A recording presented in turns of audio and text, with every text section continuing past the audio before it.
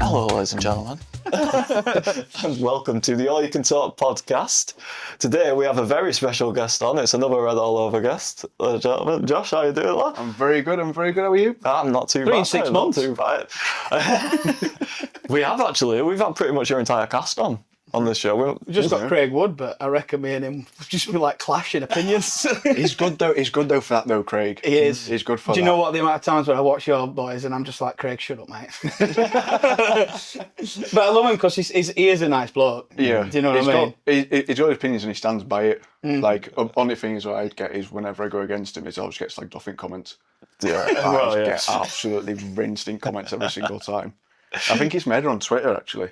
Yeah? Yeah, like someone's like... Barnsley Twitter's a nightmare, isn't it? Honking, mate. It's a honking. It's like, I don't bother tweeting anymore. Like, I just don't bother with it. Like, I'll do the red all over and that's it. Yeah. Like, personally, I'm not interested in it. Yeah. I'll just retweet Lewis Hamilton when he wins now. It's literally all my Twitter is just a fan page of Lewis Hamilton. I've just sacked off Barnsley completely. Yeah, you do right. You do right. I've tried tweeting about Barnsley and then people are just like, oh, you actually believe that? You're paid by Nirav. And it's like, mate, if I was, I wouldn't be doing this. Yeah. Like, as soon as you say, we're getting paid, aren't we? Oh, we're getting with a Nirav propaganda crew, that's our name.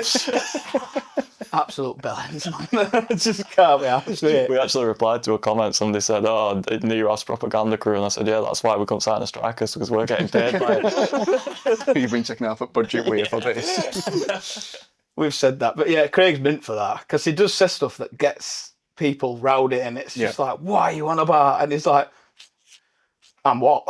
Yeah. And I'm like, fair enough. I can't argue with that. He'll come with what, like, whatever he says, he'll back it up with a stat. Like, it might be something that, like it might be XG, XA, something like that, that how much of a stat really is it? But, like, there's always another side of it to sort of say, which, like, sometimes I think he needs a little bit of help sometimes. Like, he'll say it, and then there's just, like, a little piece missing, so that's when I'll try to come back to him to get that piece. But when I've done that in the past, I always get absolutely battered in comments. I get called a prick and all sorts. Like, anytime anybody says XG now, Max Waters just appears in my head. Yeah. Can I just say something just before we continue? He forgot to do socials again. I was about to do it. You made a great point about that. As always, you can find us at ayct.official, Instagram, TikTok. I'm joined by Reece the Bellend. Let's carry on. Oh, nice. I've been nice to you every single time I introduce you. Yeah, and I'm horrible to you every time. It's how we work. Dynamics. To be fair, that's the same as how me and Joe used to do it. It's exactly the same as how me and Joe used to do it. It works. It works. Every 2 episodes, it'd be like, I'm taking your job one day, Joe. And then you did. Yeah. That's what he used to do. Just plant it in his head and that's it. He knew it would come in. I knew it would come in. It's just I don't think Andy knew it would come in. That's all. That's why I need to watch out for Alex, isn't it? He's been on most of everybody now. I was a guest host for me once, and he's like, I'm after your job. I'm like, fucking stay away. I love that video where you put it beginning his hand. Did you watch that one? Wait, Andy coming on. Him like, just end, Reece, you gay. I'm like, what have I done, man? Even when you're not here. I've got a... Terrible, mate. Silly. Well, right, we are going to start this pod properly. Yeah. And not the shenanigans that you want to start with. Why would that one? I'm being professional one here and I'm ignoring you. No, this is exactly what I feel. Like, imagine trying to keep Andy, Dean, Craig, whoever else is on it, like, honestly, like, I'm talking to a brick. Well, if you're watching a video, just see me be quiet for 20 minutes, being like, Will, will you please shut up? I want to get to the next thing we're on about. And you just keep I can see your face sometimes, mate. Yeah. Or, like, it's the worst thing ever. I'll start, because we do it on Zoom as well, I'll start a sentence and people keep talking over me. I'm like, try that again. And I'll say it again, and we'll keep talking. I'm like, just shut up, will you?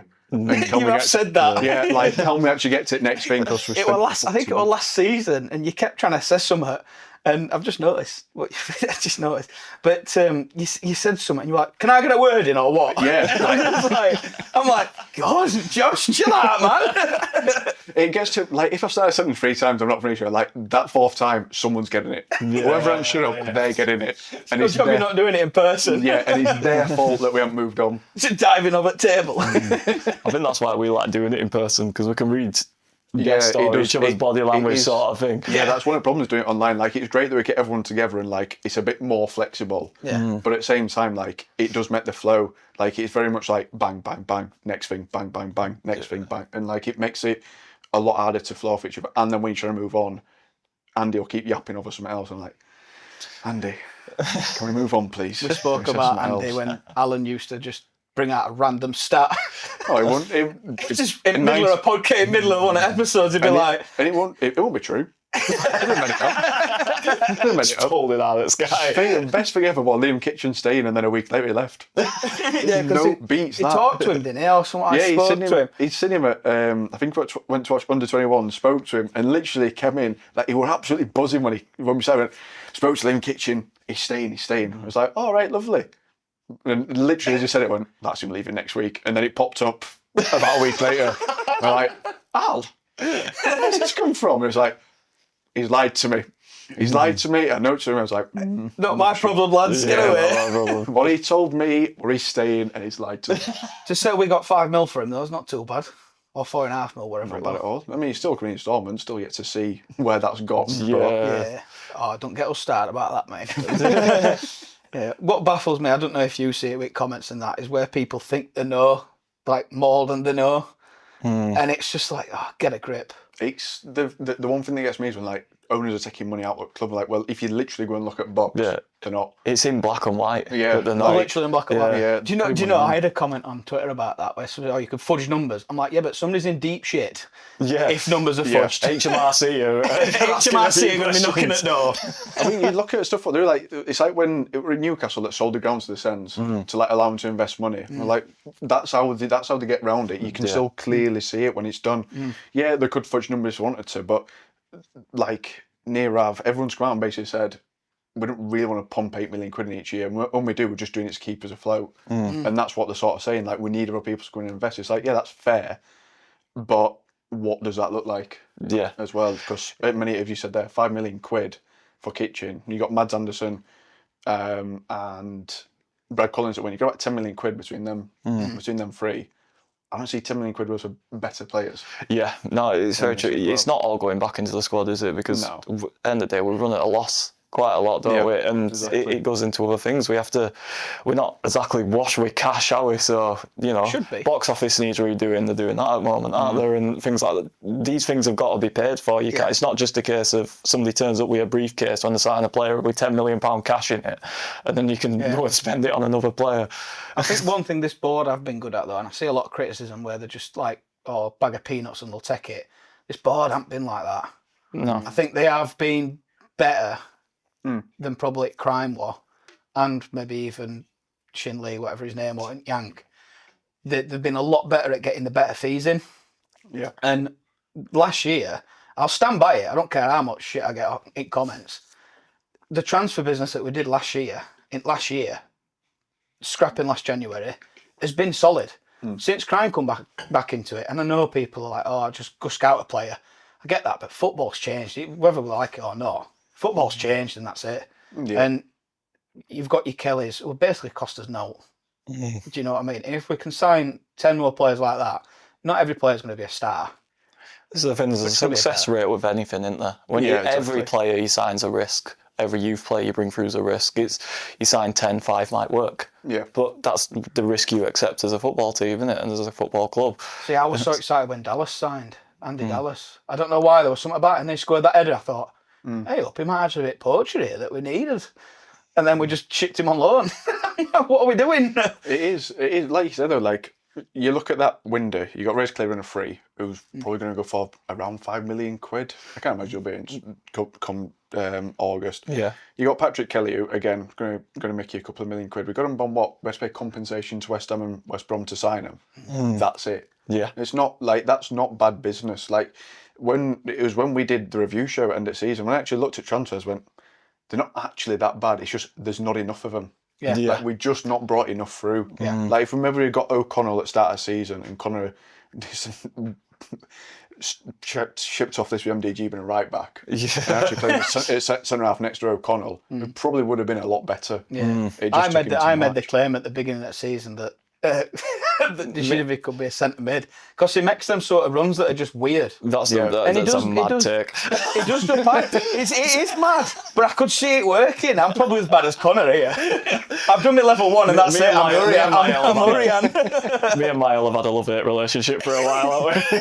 But he has got that jinking run that leaves you up and at back. It's better in a 3 than a 2. The reason he's good at them jinking runs though is because he doesn't know where he's going. I've always said it reminds me of Scott Wiseman. How can a defender know where he's going when he doesn't? It reminds me of Scott Wiseman though. Scott Wiseman used to get ball and just run. And I'm like, where are you going? There was one particular that Scott Wiseman did it against Crystal Palace in Champions. It's when Vaz Tay scored at like 8 seconds or whatever it was. And he just started running and then ended up back at our box. And I'm like, what are you doing, man? Clear it. He's just like a greyhound. It was weird, he would just run. The one thing though, there's one thing that MDG did. When we played Bolton at home, I think it's when we played them in March that season, and I remember we were pressing dead eye from their goal kick, and he was on the edge of their box. Yes. And I think he won ball, but at first we're like, what the fuck are you doing?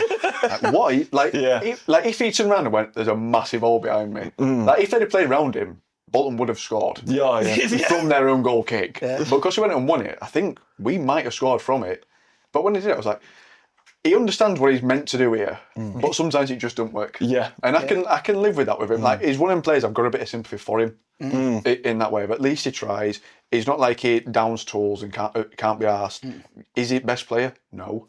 Yeah. Will he try week in, week out, 100%? Yeah. And you can live with that. I never question his work ethic. I mean, that goal line clearance of a red kick, like, for me, brought it back a bit for me. But I mean, it was doomed from start for me when he'd come in. People didn't. That first, he got sent off, didn't he? Inside he got 25 minutes after 25 minutes. Bad. Yeah, and I did feel for him at that point because I thought fans, they love to target a player every year. Yeah, it's one player regardless.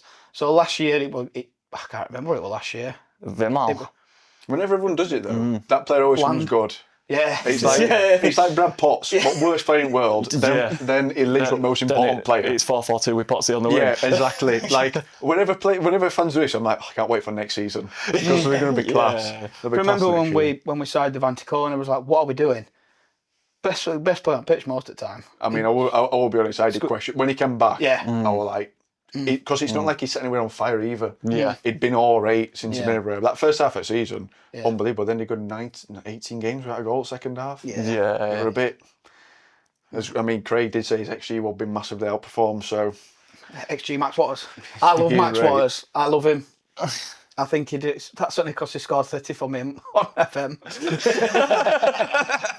I thought that was right weird that we went out on loan because he spent all pre-season playing. Yeah. And looked all right. Like, he looked like he was doing his job. He presses, he won't stop running. Yeah. With us lacking a striker as well. It was like, why would you not just have him to bring him off the bench for the last 15? Yeah. Because you're looking, if Max Waters, he's not going to score, but if he's running at you, you're going to think, shit, I need to get rid of this. Because he has got that yard of pace that you think could get this. I do sympathise with the board a little bit. I know they've left on a free or whatever, but sometimes when the loan player's out, I think maybe they're getting them game time because they want them to be in public eye, so they get a transfer fee for them or whatever because they're not going to play for us.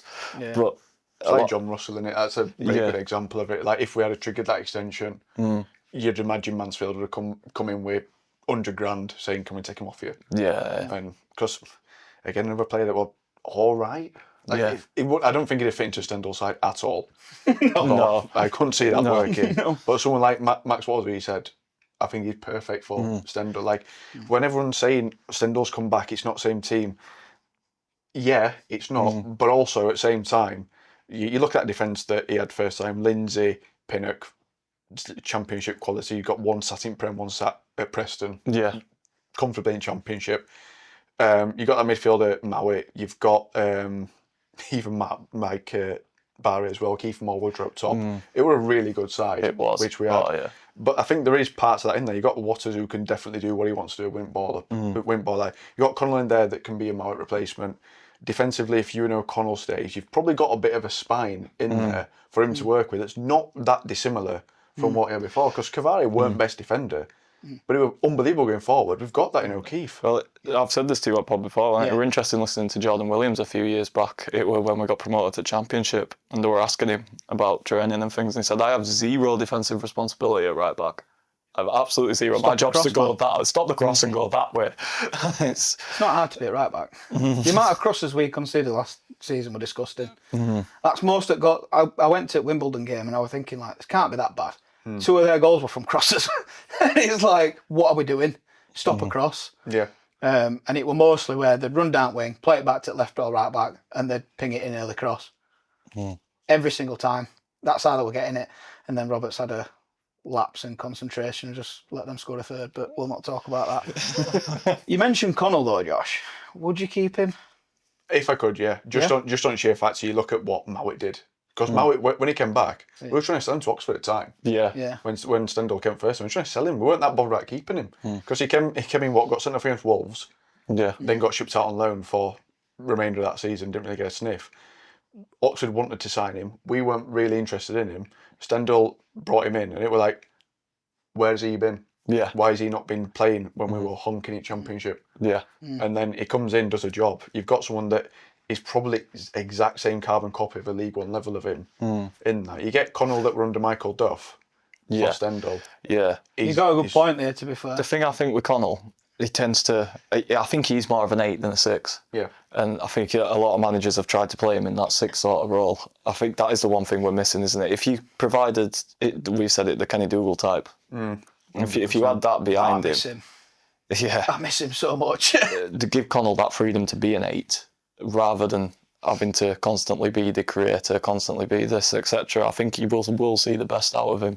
Yeah. 100%. I think it's something we've been missing for years. Like, we're trying to get Jonathan Bland to do it, and I get you trying to bed in a youth player, but if you're a side that's got aspirations for top 6, you can't. That role's so important. You can't have. We missed it last season as well. I like Bland. I love Bland to bits. I think he can be a really good player because he has got the ability to, the way he turns and the way he can pick a pass out, and he does the simple stuff well. And I think that's why people don't like him, because you don't, like Rodri, you don't really see it. Yeah, that's why I'm glad he won Ballon d'Or, because you don't see a defensive midfielder getting that sort of accolades. But it's like Bland needed to be protected a bit last season. I don't think he was. I think we needed another player there who could just sit there and be a 6 that could protect him a bit. His back 4 needed it drastically as well. Amount of times we got caught last season on transition. We were unreal. Having that screener in front of back 4 would have been massive for us. I did feel a bit sorry for young players last year, because it almost felt Jasper Moon-esque in terms of when he just got shoved in, and it were like, you've got to do a job week in, week out, because we haven't got anyone else to do it. And it's not like you can play him, you can bring him in and out as you want. You're just dealing with week in, week out. Is he going to be any good or not? You don't know. You've got a young player in. They're going to be inconsistent. You've got to deal with that. And I don't think we didn't have that old Ed to bring in midfield to just come instead of it. Like, if we'd have got, not that we could get him, but Matty James, who's at Wrexham now, but someone like that, who you can just bring him out for a week or two, let him reset, then bring him back in when you want, and you've got someone that can do a job for 10 games a season just to help you out. Yeah. What we've been missing. Come in and just set it, lads, like tighten it up. Come on. Like Solball with Mads. Mads Anderson up until then. Yeah. It was shocking, yeah. Trying to fit them players in. Stendhal got done for last time, where we sold back 4. And it's like you're shoving 21-year-olds in back 4 and not replacing them with any experience whatsoever. It was like, come on. And that, I reckon we could have done something that season, because the way we played, nobody, when you come up, it's best time, because nobody really knows how you're going to play. It's best time to just push on. But now, what would you give Urian last season out of 10? I gave him a 3. Really? Nearly a 2, because I think that team, sort of, as we've mentioned already, transfer window were fairly all right. A lot of work we've done in summer to play the style that he wanted, playing with wingers, playing with full-backs instead of wing-backs. A lot of work were done. A lot of players were brought in who were good. I think he just had his way of playing. Yeah. And if someone sort of went the wrong side of him, you weren't playing again. Yeah. And I think there are too much of that in terms of, you've got a really good left back in Gent. Didn't see out of him last season. No. Yeah. Granted, he were injured, but played that one game against Peterborough in FA Cup. The best player. Man at match. Man at match. Didn't see him again for the rest of the season until it was announced that Connor were leaving. Then he started playing. You got Emma Cali coming from nowhere. Yeah. Just went, oh, he can play the last 5 games at 20 minutes. What's that all about? That what bored that. But yeah, Basically absolutely. saying you need to play these players then, if you're not going to be here. Yeah, it makes sense. He's apparently one of the highest earners as well. Yeah. So you've got him playing with under-21s all season. You got to bring him in. So I give him a 2 or 3. I didn't think he played like Shepherd left back. we've got Gent, we've got Ogbetti, you've got Josh Earl that's like additional cover. Why are you now playing someone who 3 years ago were playing about 3 levels above highest level I've ever played? Yeah. It's all about. I've said that because I said that on previous pod and with Andy. Never saw a like-for-like sub. No. I never saw. There was so much changing with its system, and I thought, you're not keeping it same. Why are you pissing about with it? So, like you said, it against Cardiff, didn't you? I always go back to that Cardiff game. I can't remember who it was. After the Liverpool game, we played that 5 at back, and a couple of games after, we looked really good with it. And then, big game against Cardiff, we're like, if we won that game, we could have gone on a push. And we're going back to a 4-8. What? Against the best attacking side in the league? Away That from was home? baffling when I saw that starting lineup against Cardiff away, and he put Shepherd at left back. I'm thinking, what are we doing? Are we having a laugh here, or what? Are we wanting to get beat? There were too much of that, and I mentioned it with Vickers at right wing. Look, one of us better players, and then he put it at number 10. Yeah. Why? You said it. Is Brighton told him to do it? At the time, because there weren't a pattern. It were early in Connor's reign, so you're thinking, it's Brighton told him to play in 10, and then you saw it with other players throughout the season. You think, no, this is Connor actually just trying something you don't need to try. I didn't get because him and Phillips double up on right hand side. First 10 games where we picked up most of the points in season. Yeah. It worked doing that. It were almost because Ray's clear score from halfway line. Yeah. Which seemed to absolutely ruin everything because we weren't playing with a left winger. Up to it's like when Ogbetter just got told, you're on left, mate. Yeah. You can either be stood next to McGoldrick if you want up top, or you can be next to Josh Earl. Anywhere in between there will do. Just on left hand side. That's literally what he did. But even then, he got him inverted at times. Yeah, I remember. I forgot who. It might have been whoever were playing at right back at time. It might have been tonight. Watson crossed the ball in. Ogbetter got furthest player forward, trying to poach it into the net. Yeah. And like, right, now they've got ball, we've got no left back. We've got no one at the left hand side at pitch. We're quite exposed here. But I think him trying to get Ray's Cleary in ruined everything around that right hand side because I think Phillips and Vickers with that point, unbelievable. Yeah. Like they were both they were. like scoring assisting week in, week out. Vickers looked like a real player in there. And then because we were sort of playing Deacon and McGoldrick either in a 10 or a 9 and they can switch and float, it worked okay. But then as soon as someone doubled up on that right hand side, we're nothing. Yeah. It was one of them for me where it's like, have a double pivot then. Yeah. Let wing backs be wing backs or full backs, and just let wingers be inside. Just cut inside every time. Just let them be players and let them. But it was like really strict on how he wants to play. And I can't remember which game it was. It were only a rumour. I never claimed to be it. No, I just hear things on Twitter and I just go with it. You've got a podcast. That means you know everything. Yeah, paid by him. We do. And You're late with your check this month, by the way. Basically, I think it was Shepherd who took off, or better, I can't remember. And he didn't play him for like 6 games after that because he didn't go forward, or something happened that Connor didn't like. And apparently they had a beefing back and took him off halfway through the game. And he's like, "You didn't do what I asked you to do." I was like, "Yeah, but we scored." Yeah, this will always bug me. A lot of coaches you see now, they're so obsessed with the system. But at the end of the day, you talk to all the top managers throughout history. That, like, I always come back to Gareth Bale talking about Carlo Ancelotti, and he said Zidane, we did very little tactical work. It was, you boys, when you're going forward, play. So this is how we'll set up defensively. Just get back into this position. That's all I want you to do. You boys, play. And you've got to allow players freedom within a system. We'll figure it out. Rio Ferdinand touched on it about Alex Ferguson. He said, there'll be times where, we got told we need to set up this way or whatever, but there'll be times as players you go, no, we need to change this. One of you drop in, one of you do this. And it's like players are almost scared now because some managers are so rigid to go against that and to drag the teammates and go, no, you need to sit in for 5-10. I think it's a bit of Pep though, isn't it? Because you listen to that what Henri said about Pep, and he went and it were either in a training session or a game or something. He went and he were on left, drifted I remember on right, that. It was on Sky, wasn't it? Yeah, and scored. That. And they brought him off for that. That's not what I told you to. Yeah. And I think there is almost that other side. So I've heard that with Ancelotti before. I was saying, you're creative.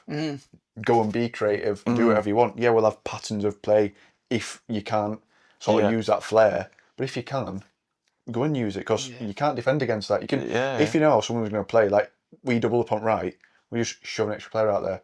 Yeah. But if you're going to be creative and sort of spontaneous, like Ray's Cleary, it might cross it first time. He might try and run you on outside. Might try and run it inside. you can't defend against that as much other than putting another player next to him, which means someone's free. Yeah. So you get that creativity from that. Yeah. I think it is like football's boring. Like it's rate boring. When you're at top level, it's boring. Yes, Yeah, it is. I haven't watched Premier League football in a long time. I don't even watch matches there anymore. No. It's one thing I enjoy at World Cup because you haven't got that time to drill in tactically what's going on. Yeah. So you just get James Rodriguez just levering it from 35 yards, it goes in. And like, good. I've been entertained by quite a few games at World Cup as it's been going on. It's end-to-end football quite a lot. Yeah. It's even with temperatures, there'll be 20 minutes where it's nothing, and then all of a sudden it's bang, bang. Yeah, like Morocco the other day. Yeah, like such an exciting game against Brazil, and like you got Brazil recycling possession. Yeah. Why are Brazil recycling the ball? Yeah, innit? You've got Vinny Jr. up top. I mean, you've got Thiago. I'd drag him off at 10 minutes. But you've got someone like Cunha as well. Like you've got them players who can be creative and do what they need to do. And the Brazilian, for Christ's sake. Yeah, like they're known for having that flair and doing that. So. Yeah, it's a lot better as World Cup. Just because you can't. It's tournament football. It's meant. Yeah, tis good because you think Minnow could win and get a result. I have told Neighbour to turn guitar off. It's all time. That's a bit of flair to it though. Yeah, we've got a bit of background music to there. I've just told him to turn it down a bit. That's all. I agree. I mean, I love football. I live and breathe it. I watch it all the time. Any sort of football's on, I'm on with it. I like it. But one thing since Pep's come in, like you said, it's become so much robotic. And I think that's why players like Jack Grealish, Phil Foden at times, have looked so lost because they don't know what to do. And I think that's part of the reason why Grealish went out on loan and did so well at Everton, because it was like, just be a winger. Just be a winger. It's one of the reasons you see Phil Foden not do well in an England kit as well. Yeah. Because he's so used to that Pep style and what he needs to do in that thing. He's never been influenced by another manager or anything like that. It'll be interesting to see Man City next season under Maresca. I can't wait to see Chelsea next season under the Xabi. I'm excited for that because I like him as a coach. There's something about it I just think, it's attacking, it's fluid. And I think PSG are a good example where they get it to wingers and let them be wingers. That's why I think they're doing so well, because teams are like, how do we play against this? You haven't seen it in a long time. It's been like Luis Enrique, Spain manager for a while, wasn't he? Yeah. So it's almost like he's come from that area of you've only got 4 weeks with someone. You can't drill in an attacking way to play, a defensive way to play. You just sort of say, keep in shape defensively, go forward. I mean, you have got the best tools at national team as available, so you've got some serious quality. Yeah. Go and do that. PSG, they've got unlimited money to sign anyone they want anyway. Yeah. So he's got the same principle, and I think that's why they're doing so well now. And I also think it's they've got really top quality players, world class players, but there's no egos. And I think you have to strip that. Look at Real Madrid now with Vinicius Junior getting Xabi sacked. It's like you need to get rid of them players who are not willing to do hard work and to press. You need a player to press. There were a game that we had. I think it was against Exeter. I'll get this wrong every time. I get corrected in comments every time. And I think we won 3-1, and we were 3-0 up at one point. Obviously, no clean sheet. We're not allowed. But we played two up front. We played McGoldrick and Keeler Dunn, and Banks on wings and Cleary on wings. And I'm like, we look fucking mint.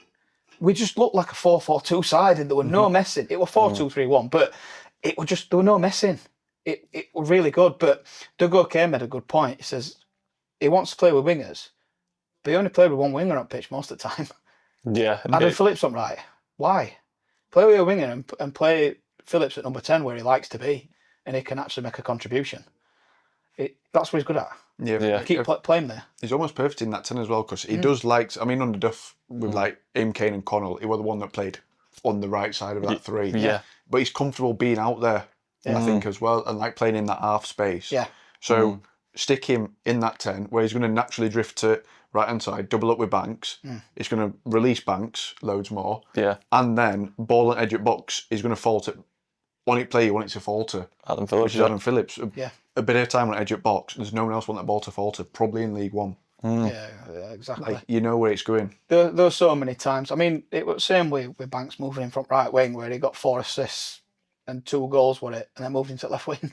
And it's like, I get why to get balls into the box, but all players were like 5'11", not even above 6 foot, and it's like you need a big man up front. You need a Kiefer Moore who's going to get on hold. What do we think next season then? I mean, I liked Daniel Stendel when he said we will be better That's the only expectation, really. What's an acceptable season, Josh? What is an acceptable season? I think he's got to a point now where he's almost to look like a top 6 side. It's almost top 10 or within last. Like you get to the last 5 games of the season, you go, there's still a chance.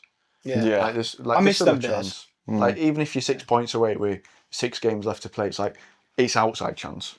But at least your season's not done in February. Yeah. Like that's literally the point we're getting to now. Like, because like, it's almost like once January's done, you see that we've not signed enough quality and go, that's that done. We'll lose a couple of games and it's like we're sat 12. We're 10 points away from top. We're 10 points away from bottom.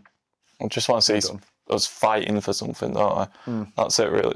Even if we finish fucking 7th, or if we finish 8th, 9th, or 10th next season, if it looks like, okay, next season we could go. With a couple of additions, we can Do you know go the for this. player I'm most excited for is Jürgen for next season? Because there's some On the Stendhal. He's got that snappiness, that bite to him. And I think he could be a really good player next season. And I don't mean to play 90 minutes every game, but to come on like for half an hour or 40 minutes. He's quite comfortable with Yoga starting, though. At times I can be. I just think he's got a red card in him. I like that about a player, though. I don't, but not when mind he's it. getting 3 red cards a season. It's almost that fine line. Like that one against Bolton, I still don't think that red card. No, I don't. Really got I now. was fuming with that. Yeah, I didn't, because all they did was get to the ball first. Yeah. He got to, like, that's not, he can't. We'd have won that game 2-3-1. Yeah, We'd have still conceded. obviously. But he can't. He's meant that he's committed to the ball. Their player's committed to the ball. It's just a follow through. Yeah. Like, is it a booking? Probably. If it happened to us, do I want him sent off? Yeah. Like if that's happened, It's one of them, sent innit? off. But at the same time, I can appreciate that he's not gone in with malice. He's won the ball, and it just happens that he's stretching to win it. Yeah. And it's not a red card. But I think that was the thing that, I mean, what 3-4 games in, but it seemed to really ruin that first part of the season. And for him. Like up until Christmas, it took him ages to sort of set himself back down. So it was like he terrified to make a tackle. Yeah. Yeah. There were a lot of times for that where we looked so good and then something would ruin it. It'd be just a mistake or and players look terrified at times to just make a forward pass. And you mentioned this. We were so scared to skip a pass. It were always to Shepherd, then to Dejivny, or we'll play right centre back, and then wing. Well, why don't you just ping it across? Try it. Don't matter if you miss it.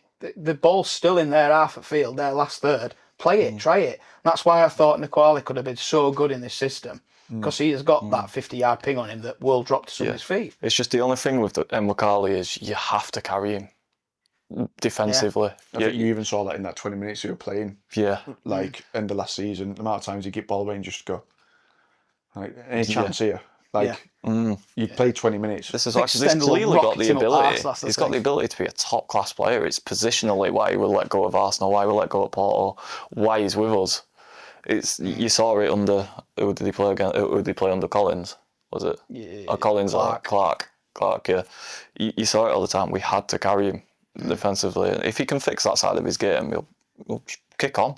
It's 25, isn't he now? Getting to that point where you need to start kicking on. Yeah, like I think it's almost one of them where, you know, when someone's been at so many big clubs, it's like Frimpong. Yeah. Like he played he was playing it in Arsenal starting 11, and then you just saw him slowly fall down. And it's because he'd had a big payday. You don't need to work again. Like as long as he's not done up stupid with his money, he don't need to work again. Yeah. It's like he's earned his money by the time he's 23, 24. He's sorted for life. And then he just slowly filled his way out of football and just dropped down and down and down. Yeah. And I think you have that with players sometimes, which I can't imagine McCarthy's actually earned his money yet. So he's at some point he's got to sit down and go, I actually need to do a bit of something here. Yeah. Yeah. Like otherwise I'm going to fall out football really quick. Yeah. Like that phone will stop ringing soon for him. It was similar to, is it Serge Gnabry? Serge Gnabry, yeah. Yeah. And he were on loan from Arsenal at West Brom. And he had one game and Pulis went, send him back. Not bothered. And he'd come in flash car, flash suit when he'd first joined West Brom, and all lads were like, "What the fuck are you? Like, what have you done to deserve all that?" And then Arsenal sold him, and I think Pulis basically gave him a rocket up arse to say, "You need to start listening and learning instead of being a flashy youngster that thinks they're gonna just make it because of your ability." So they had all ability in the world, just his head weren't in it because he'd already earned his money. And Premier Pulis League clubs just brought him have back down. created this problem for themselves, though, by giving 18-year-olds to sit in under 23s 10 grand a week. 20 grand a week. I think even Tony on Darius I think said the same thing. Like when he was at Newcastle and went on loan, it might be when he came to us, we're a bit like, I earn more than everyone here. Like I'm not asked kind of thing. Yeah. And then suddenly Newcastle went, we don't need you, see you later. And he went, oh, hang on a minute. Like I've only been on 7 grand a week. That's not seeing me through the rest of my life. I need to sort myself out. And then you sort of see him re-establish his career, and he sort of went on to actually, it probably served him better in the long run to be dropped and then get that rocket, because I think it almost goes one or two ways. You'll get players that fall out and then just slowly work their way down league to non-league, or it gives them that rocket and they'll go on to be better than what they would have been if they actually probably stayed there. Like if Tony stayed at Newcastle, he'd probably be half player that he is now, to be fair. I think sometimes I need it. Yeah, you do need it. Yeah. So there's a lot of times where it's like, if you don't play well, you're not going to get started, mate. I've always said every area of life, though, innit? Yeah. I've always said wages should be appearance-based, and actually, if you don't start, you should get half your wage or something daft like that to get them to play. And if you get relegated, why are you getting a bonus? It's the only industry where you get paid to fail. Paid well as well. Do you know what I mean? It's like, get a Chelsea job, sign a 6-year contract, get sacked after 6 months, get 20 odd million. Give me that, I'll do that. But you see players and you think, you deserve that. Keeler done. He's gone from like 5 grand a week or whatever it is to triple that, 15, 20 grand a week. You think, yeah, you probably deserve that. You're 29. Yeah, fair enough. And then plays half an hour. Oh, right. Not even that, right? He played about 10 minutes. Yeah. Bless him. Saying that, though, on that transfer, I never understood it for Wrexham. I could see for other clubs who were linked to it, I understood it. But for Wrexham in particular, I didn't get it. Because they've got Josh Windass that always plays that position, who's annoyingly a very good player. Yeah. Like, he is a good player for Championship. And then they signed Bailey Calamari as well at the same time. Yeah. Played same position. I think he got about an hour. Keeler done, and for price that they paid for him, I didn't get it, because they could have chucked £5 million at probably any other position, and it made a massive difference to the team. Yeah. Whereas just went and, so it's not like they were even taking it from a side that were in and around them. Like they went and bought Hull's equivalent of DKD, Ollie McBurney for example, and like took something away from them, and added to their team. I get it. But they took it from us in League One, which didn't really make sense, to then just sit him on bench and play 30 minutes. He's not, I want to DKD, he's an impact player when he comes on here, but he's not like Ray's Clear, where he's explosive, might beat a fullback and you get that one chance. It's not really his game. He needs to start, though. Yeah, he needs to start and like almost play his way into the game a bit, I think. So I just didn't get that for Wrexham to sign him. I see it from a point of, you've signed probably most prolific attacking player in League One, but then not to play him doesn't make sense. Yeah. Would you take him back on loan?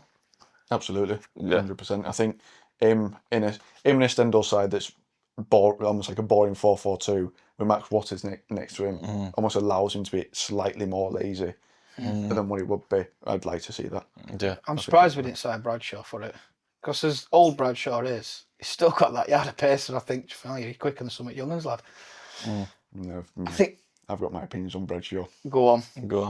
I might jump off the table, but no, honestly, he'd be a fantastic cross-country athlete. Stick him in a 10k.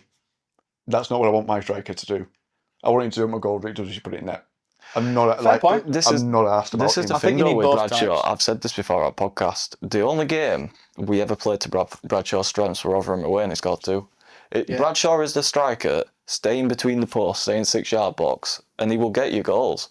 But we ask Bradshaw to flipping pick ball up out wide and try and draw. It's not his game. I think a lot of season were too many instructions to players who just wanted to play football. I think that's what this season could be summed up as.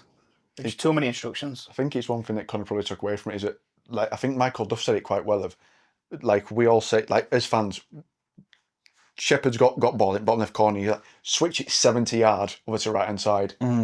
Do you know what? Probably fantastic for Ruben Diaz to do that. But Jack Shepherd, who 3 years ago was playing with Pontycolories, suddenly can't ping a 70-yard ball there. If he can, he's not playing for us. Yeah. He's playing in Premier League. So I think, like, there's that part of it of what we think players should be able to do they can't do because they're not like they're still professional players, but they're not that good in the scheme of it. I think that's one thing with Connor. He tried to do and play a Premier League style in League One, which is quite simply run at a defender because they can't play. Yeah. They can edit and kick it. That's it. So you got to press them high, you'll win ball back because they can't kick it anywhere else, which is probably where Bradshaw fits in. My one thing with Bradshaw is that he just runs next to players though. Yeah. Do something. When you get there, do something. Don't just stand next to him. He's always got that curving run, hasn't he, to block passing lane off, and you think, brilliant. Just do. Come on then. Like, you've done that, now run at the man and make him do something. Because at the minute, he stood there looking at you thinking, what the hell are you doing? Just do something. Yeah. That's my one thing. If he went and got stuck in, but not to the point of McAtee. McAtee used to do me any when he go flying into challenging. Like, you've now 16 out of this play. What do you want, Josh? The League One players, man. I just want intelligence. Like, just go and stand next to someone and just try and win ball on floor. You don't have to dive in like McAtee used to do. Yeah. They used to do me anyway when he'd come and fly in from 40 yards. I'm like, what a waste of time that's been. Because that's something else, just watch you dive in front of him. At least we've got pyros over your backflip. Like, every crowd, I suppose it. But then Bradshaw, he'd not good to try and win ball. He tried to do a bit of everything. And it's like, well, you've still let him play ball through. It almost looks like he must run 13, 14k a game. Yeah. But how many times you want ball back for us?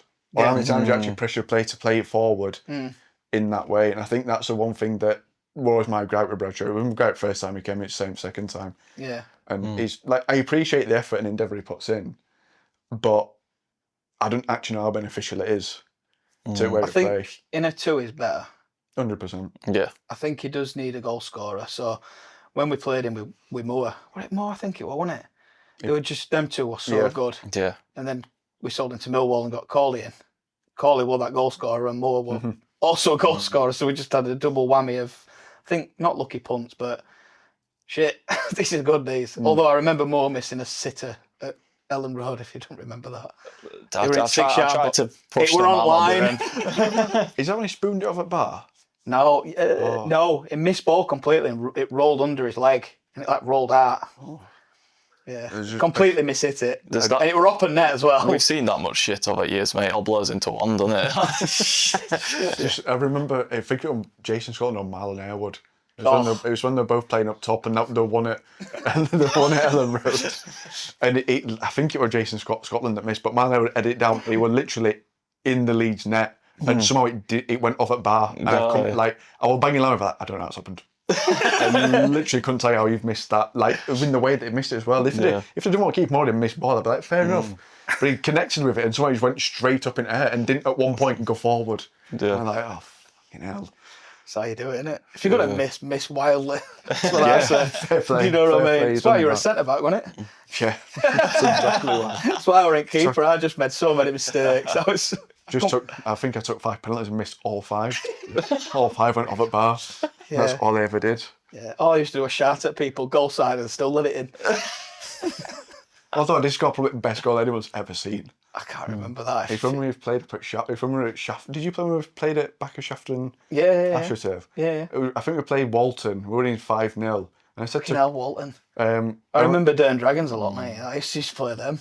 Just seemed to play them all the time and lose like 6-0. Them and Royston Dynamos. Every week. Dynamos were mad. Sick of playing them. Yeah. So probably the best goal that world's ever seen. We like Paddy McCall, but better. I can remember when I played for Cud of Tykes.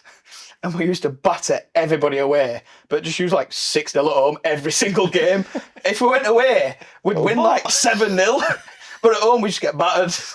I always remember, were it Charles Rice League you were playing then? Yeah, I always remember, I used to play for New Lodge.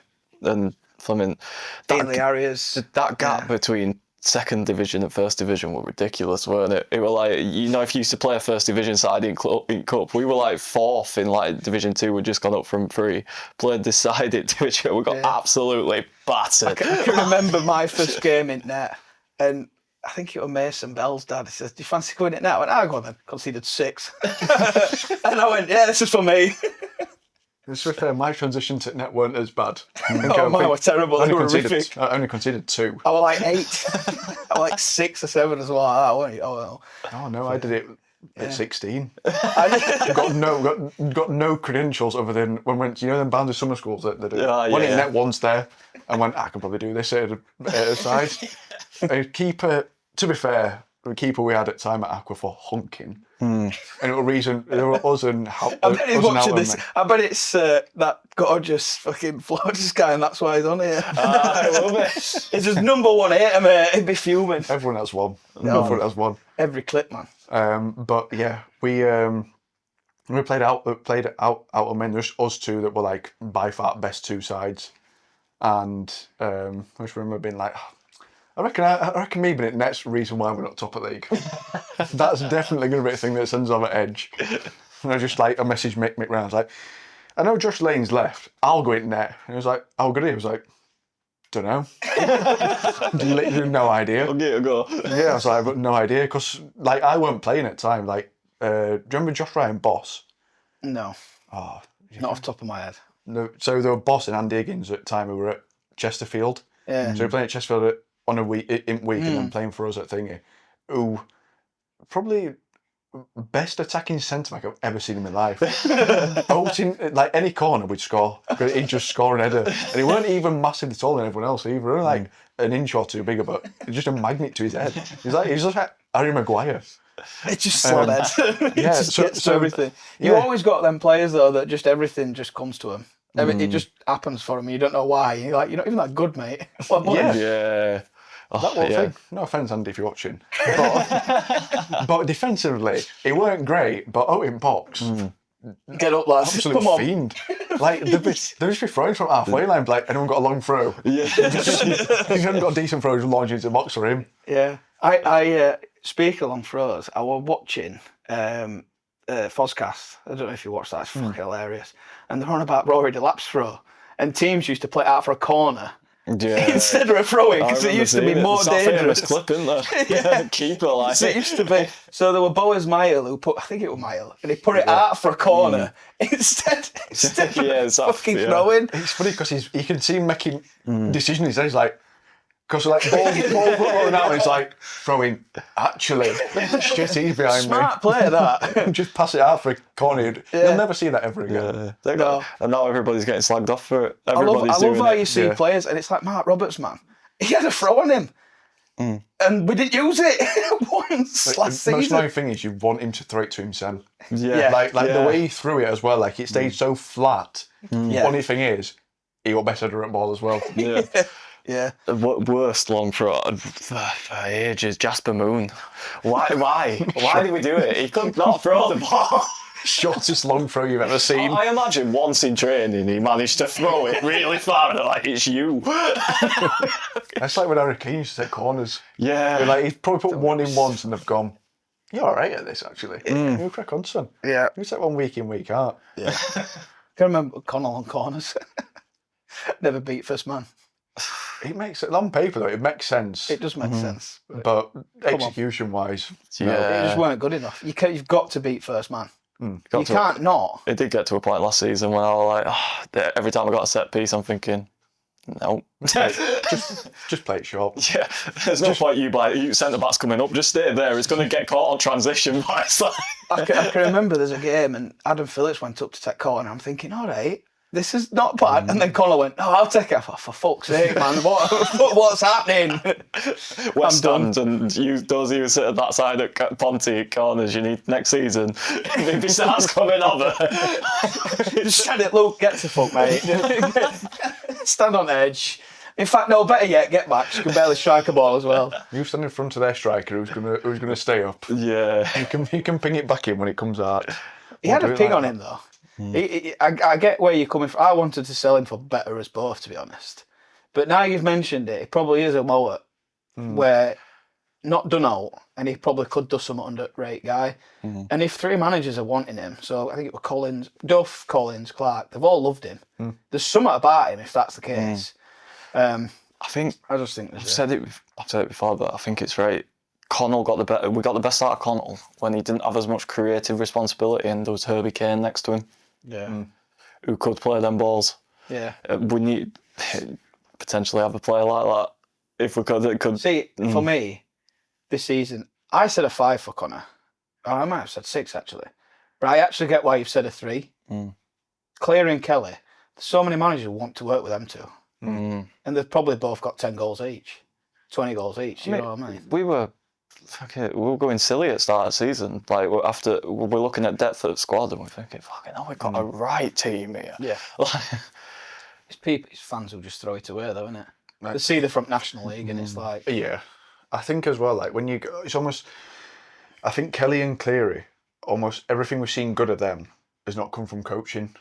It's almost like you've seen Cleary be good from, as we've said, when you sort of just say, you get ball, do whatever you want to do. Yeah. I remember when we spoke to Adam, me and Alex, Adam Hamill, that is, he sort of said, best coach you ever had was Paul Eckenbottom, who basically said, when ball comes to you, everything is like, you do not pass that ball backwards. You get it and you run it full back. He was like, I don't care if you lose it 10 times. Yeah. On that 11th time when you beat that man, you cross it in, we might score. Yeah. So he's like, don't get like disenchanted if you sort of get pocketed for a bit, because that one time you get through. And I think that's one thing with Cleary. Like, you even saw against Liverpool against £50 million Frimpong.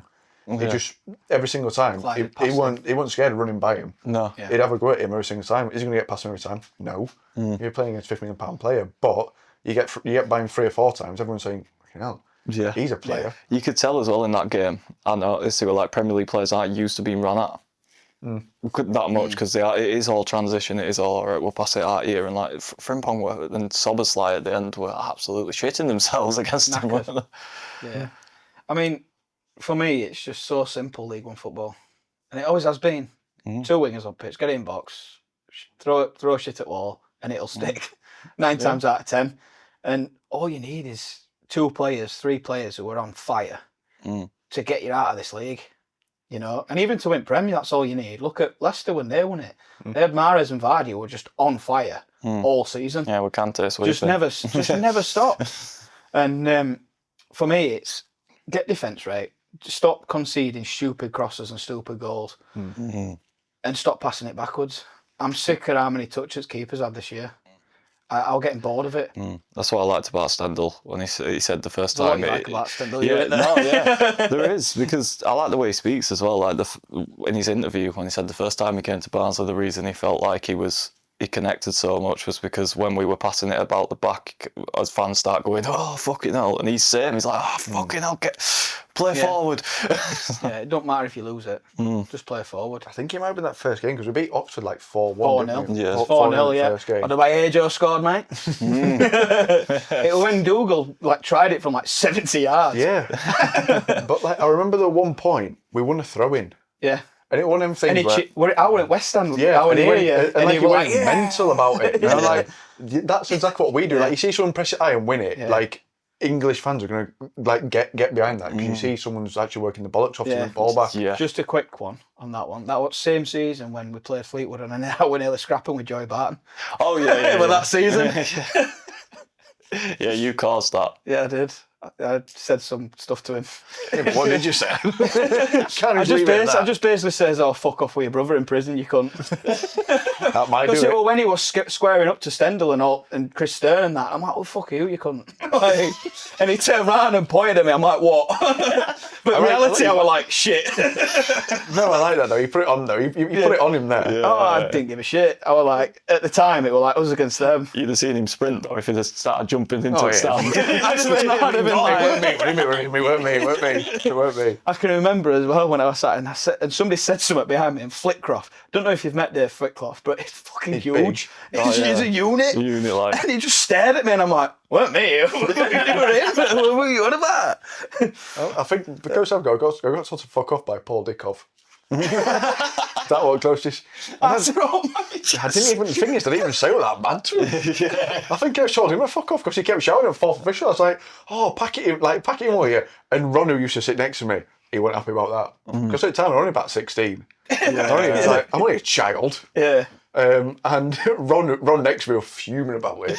Me, Dickov got an earful from 70-year-old Ron. He wasn't ready to fill him in. Yeah. Oh, it was tight. I love it at West Ham because you can give him some jip and they will hear you. Yeah, I think it's such a different way to watch game as well, because you can hear managers actually say what they're saying, and you do get that other side of like, you get to see what opposition are doing as well, and it's a little bit more involved. It's not loud over there. Yeah. So when you say something, they hear it. I remember being at an home game. In fact, were it Joe's? No, it weren't Joe. Were it Ryan? Beard of Tight. And he says when he went, and I get it because I was there when Neil Warnock, and you just hear "fuck off" that right line, and I'm like, that's funny. I finally heard the infamous "fuck off," but he would just go in that Lino all day, and he's like, "Lino, where are we?" And I'm like, "You've got same lines over and over again, Neil." I love that documentary, mate. I love that. It's so one of the things that Sheffield United. There were one on Middlesbrough's like highlights reel.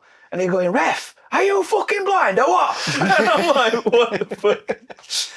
And then we scored, and they were like, "Oh, you're shit. You're all shit. Fuck you all. I'm done."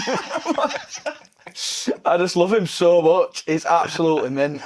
But yeah, there's been numerous times where I've heard managers like swearing at players. I can remember when Keith Hill were here, and we had Vaz right, and he was the best, most frustrating player I've ever watched. I remember Keith Hill, and he just went, "Look, knobhead, if that wants to come off, I'll come off." I'm like, right then, get on at him.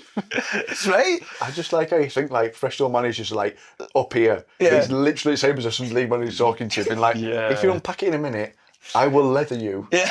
And you'll deal with it. I remember what clip it where we were on under Kosh. He were at somebody, were an old school manager, and they were this centre mid. And he kept playing backwards because he were a bit scared of getting fucking shit off at manager or whatever, so he wanted to keep playing it safe. And manager turns around to him and goes, "Oh, Deco, we're fucking playing that way." It was Tony, I think it was Pulis who mentioned that. And he said there's been fans laughing at him behind because he said, "Hey, just remind him that we're playing that way."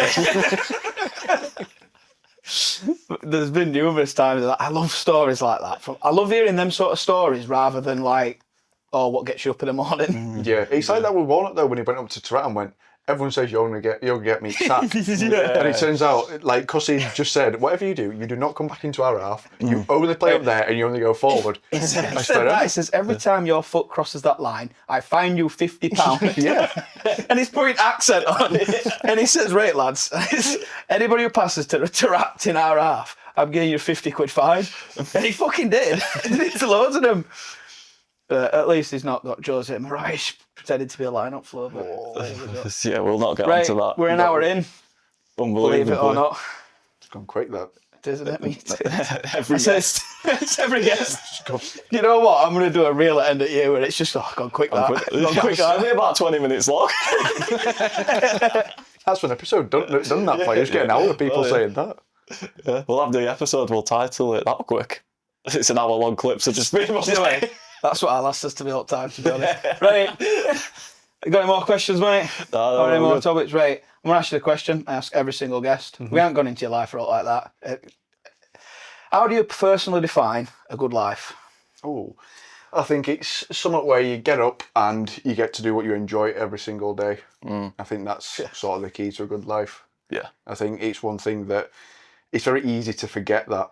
Sometimes of if you just get to you're able to enjoy whatever you're doing. I think you've absolutely nailed having a good life doing that. I couldn't agree more with that. That's the one I've agreed with most. I can't lie. I can't agree with that. I can't lie with that. Yeah. I can't not agree with that, sorry. I said gold-plated doors. I'm buying you that. When we get monetisation, I'm going to buy you that. You stop mentioning monetisation, you got us into some right shit. Do you know the comment somebody said to me when I were out in town in Brammers, and they says, "Oh, I can't believe you said that to Jim." So Jim come on, and he told us about his life. How depression happened and suicide and all this stuff. Right? I can guess where this is going. He got most views out, like one of the most views out of all guests. And second episode, he come on, he went, "Oh yeah, you brought us close to monetisation, so thanks, mate." I'm like, gee, you were a joke, but like. And guys just like, "You're welcome." I ain't just told you about loads of dark shit. You knew it were a joke as well, but it's just. I mean, it's good you went to the second time. Just come on, you can test waters a bit, then, can't you? You can test waters a bit more. We were wearing tin hats, mate. We could have done what the fuck we wanted at that point. To be fair, that does allow you to do a load more than you think. I mean, you can go in loads more doing that. Yeah, you've said that to pretty much every guest now. Right, so thanks, mate. One step closer. Okay. It is. All right, I think that's been the pod. It is. This is your opportunity, mate. Do you want to tell the camera where people can find you if you want to find you? Oh, don't do that on Twitter. Christ. You just get me absolutely bollocked. Yeah, Red All Over on YouTube. That's basically it. Red All Over on YouTube and Twitter is where to find us. And there's also Red's Roundup on Banter Radio, which will be coming back at some point in the end of July. Yeah. I feel so sorry for Alex because he's asked me so many times to come on. I'm like, mate, I'm working. Because it's on a Wednesday, isn't it? So. We just make up when to record it. It's changed now because he's realised we can do it on Zoom. Yeah, I did an episode with him, didn't I? Yeah, I did one. You did. Red You got report most of thing. the questions wrong. Yes, I did. Yeah, I Was that did. that quiz one? Yeah, That he did. yeah. They completely didn't prepare me for it. Like, it was just like, I made some questions, so I'm all right. oh, so it's your fault then you've asked it. Hey, you embarrassed me on this. I'm embarrassing you in the scenes, mate. This is why I gave you abuse, lad. He told me we were going to do this quiz, but I never knew anything about it. Yeah. I only found out about it after I listened to it. I was like, all right, that's He is quite like that, Alex, though. He's very, just does what he wants. He's like, oh, I'm doing this today. I'm like, all right.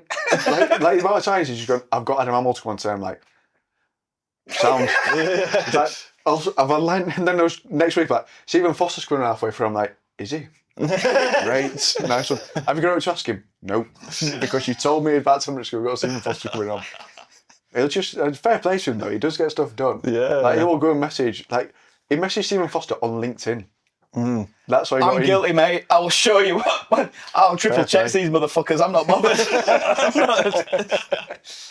I'll not tell you which person I did, but yeah, he's ignored me every single replied to me once, then ignored the rest of the messages. I just You replied can once. tell him off camera in a I'll minute. tell him off camera. It's As a always, shit house. As always, ladies and gentlemen, you can find us at ayct.official, Instagram, TikTok, or you can So talk gay. podcast on YouTube. So gay, man. I'm going to bring that in next season. Yeah, we've actually Just got, I'm bringing that in. we've actually got sound effects now. We used to do it ourselves. We scuff. Just one I episode. still do it though. Lots of habit that. The one episode, we listened to it back and we just heard whoosh. I'm like, where the fuck's that come from? Never told us. Oh, dear. This has been an episode, Josh. Been a pleasure, mate. Thank you. Lovely. Nice one. Peace. Peace. Stop the talk.